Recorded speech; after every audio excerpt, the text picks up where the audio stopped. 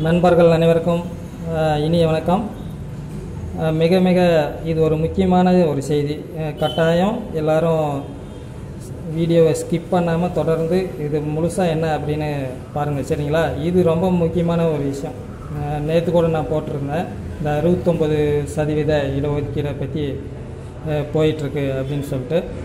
இப்போ தந்தியில் தினத்தந்தி பேப்பரில் இது குறித்து போட்டிருக்காங்க, சரிங்களா?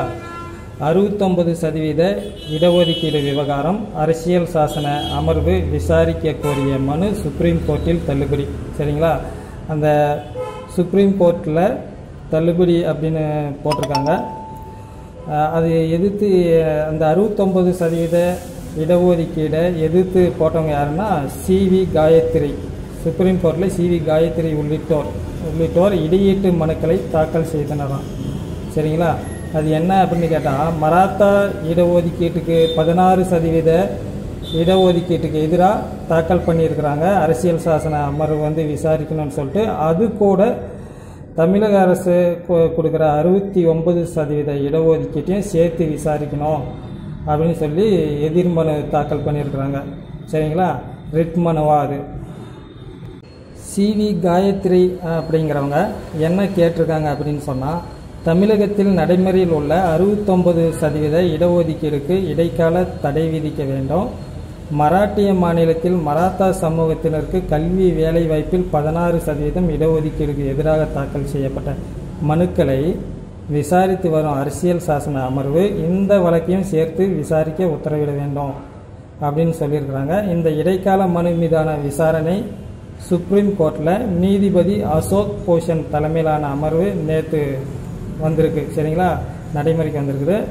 அனைத்து தரப்பு வாதங்களையும் பதிவு செய்து கொண்ட நீதிபதிகள் தமிழகத்தின் 69% இடஒதுக்கீடுக்கு எதிராக நிலுவையில் உள்ள மனுக்களை மராத்தா இடஒதுக்கீடுக்கு எதிரான மனுக்களை விசாரித்து வரும் அரசியல் சாசன அமர்வு மாற்ற வேண்டிய தேவை இல்லை அப்படின்னு சொல்லிட்டாங்க, சரிங்களா? இந்த விவகாரம் தொடர்புடைய ரிட் மனுக்களை மராத்தா இடஒதுக்கீடுக்கு எதிரான வழக்கில் தீர்ப்பு அளித்த பிறகு விசாரிக்கிறோம். அதாவது மராத்தா இடஒதுக்கீடுக்கு எதிரான வழக்கு வந்து தீர்ப்பு வந்த பின்னாடி நாங்கள் விசாரிக்கிறோம் அப்படின்னு சொல்லிட்டாங்க. இதன்படி தமிழகத்தின் 69% இடஒதுக்கீடுக்கு எதிராக நிலுவையில் உள்ள மனுக்களை மராத்தா இடஒதுக்கீடுக்கு எதிரான மனுக்களை விசாரித்து வரும் அரசியல் சாசன அமர்வு மாற்ற கோரிய இடையீட்டு மனுக்களை வந்து தள்ளுபடி செய்து முடித்து வைக்கிறோம் அப்படின்னு சொல்லிட்டாங்க, சரிங்களா?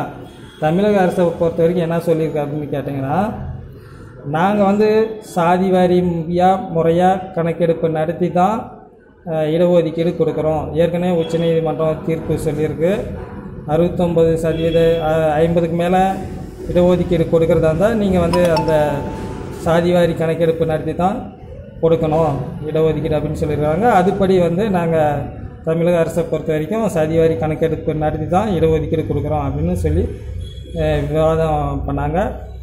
இந்த இப்போ வந்து சுப்ரீம் கோர்ட்டில் அது வந்து தள்ளுபடி ஆயிடுச்சு, சரிங்களா?